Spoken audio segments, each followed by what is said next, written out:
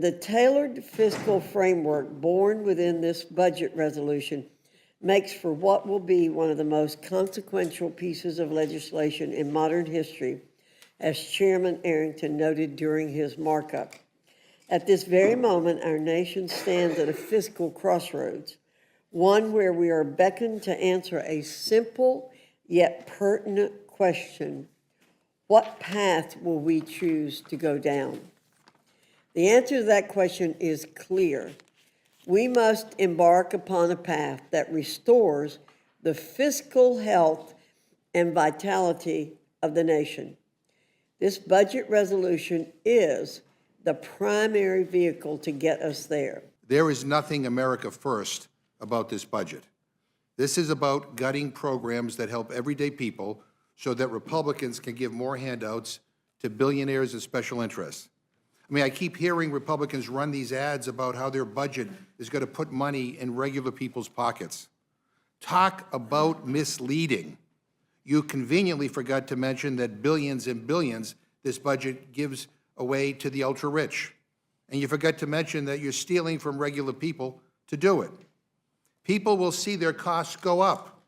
In other words, everyday people, teachers, nurses, firefighters, police officers, farmers, plumbers, laborers are going to get screwed. And I've seen this before. I saw it in 2017, the last time Trump was in the White House. Republicans love rigging the economy for the ultra-wealthy. And today, here they are, keeping the gravy train rolling for billionaires, making it possible for them to pay a lower effective tax rate than the working people of this country. And by the way, you know who else loves this budget?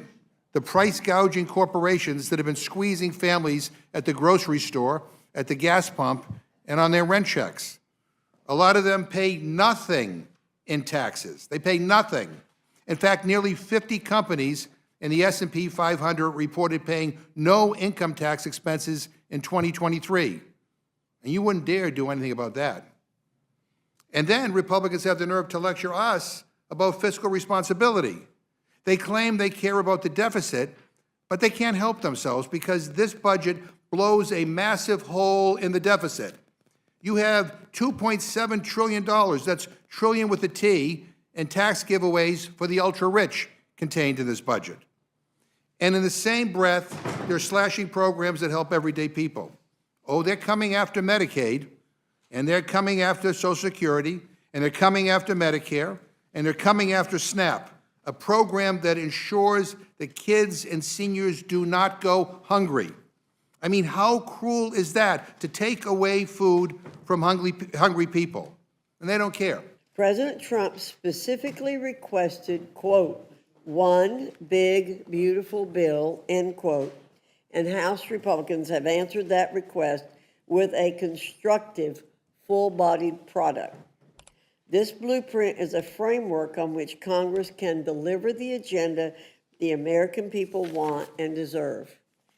Despite what my Democrat colleagues are likely to assert, it doesn't contain any specific programmatic assumptions or cuts.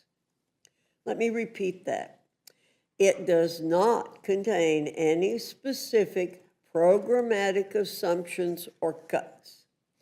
The committees are left to determine best their priorities when meeting their instructions. In short, beckoning back to my earlier remarks, we are at a crossroads. Do we embrace a pro-growth, pro-America first, pro-taxpayer budget that puts us on a sustainable path, or do we embrace the failed policies of the last 4 years?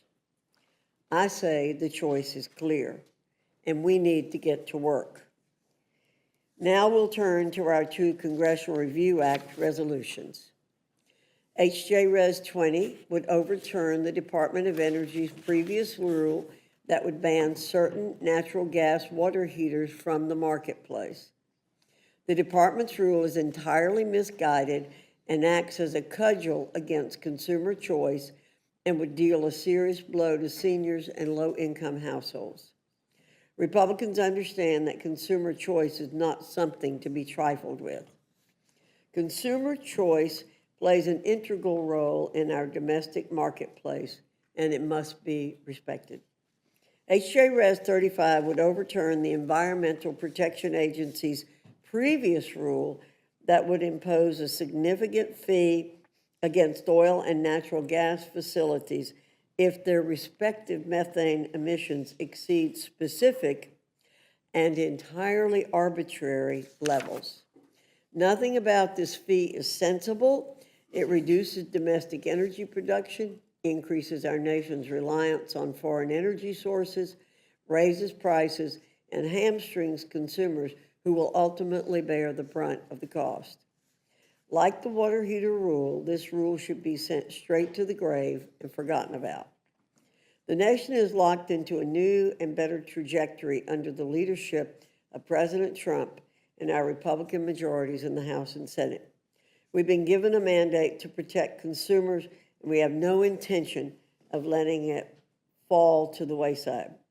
With that, I look forward to today's discussion, and I now yield to the ranking member, Mr. McGovern, for any comments he wishes to make. Well, thank you, Madam Chair, and let me welcome our witnesses as well. And let me just begin by saying I actually read the budget, and it will come as no surprise to anybody here that I've come to a different conclusion about this budget than the chair of this committee. The sheer magnitude of the cuts that are proposed in this budget are going to hurt regular people and a lot of the people that I represent. So today we're here to discuss the Republican budget, a budget, in my opinion, that is a betrayal of the middle class. There is nothing America first about this budget. This is about gutting programs that help everyday people so that Republicans can give more handouts to billionaires and special interests. They're coming after every single thing that matters to people who work hard and keep this country going. In short, this bill is not about helping regular people. It's about helping the billionaires and price gougers who funded Republican campaigns. Wages for working people have been stagnant for decades. Everything from gas to groceries keeps getting more expensive. Eggs are like $10 a dozen in some places, and we haven't seen a damn thing to bring down costs. It's all handouts to their donors while everyday people fight to just stay above water. This budget does not invest in working families. It robs them. It doesn't strengthen our economy. It weakens it by making it harder for regular people to get ahead. Plain and simple, Republicans are betraying the middle class. Democrats have a very different vision, one that puts regular people in front of billionaires. We care about working people who can't afford rent. We care about the people who get their hands dirty on the job and are pissed off that billionaires are able to pay lower effective taxes than they do. And we care about the nurses and the teachers and the police officers and the firefighters and the waiters and waitresses and cashiers who deserve better than this Republican budget that screws them over. It is insulting. It is insulting. Democrats want tax relief for workers, not the ultra-rich. Democrats believe in protecting Social Security and Medicare, not gutting them to pay for corporate tax handouts. And Democrats support Medicaid and SNAP because we know these programs are essential for keeping millions of Americans who live on the brink from falling off the cliff. And we all know trickle-down economics doesn't work.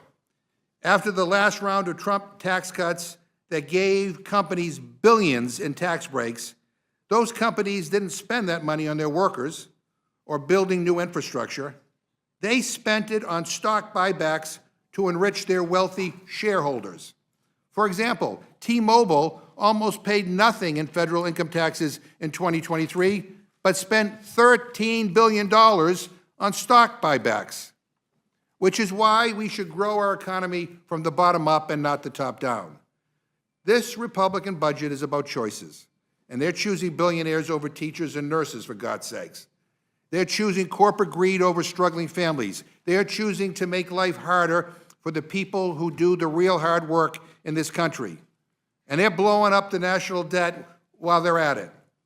Only these guys, Trump and Elon and the MAGA clown show in Congress, could find a way to cut hundreds of billions of dollars in spending on critical and essential programs that help people, and yet still blow up the national debt. I mean, you can't make this stuff up. The American people deserve better. They deserve a government that works for them and not just the wealthiest elite and those at the top. I ask my colleagues, have any of you been in your districts lately? Have you talked to people? I mean, real people as opposed to just political donors? This is not what people want. I promise you, this is not what people want. And Democrats are going to expose this corruption and grift, and we're going to fight like hell to stop it. I yield back.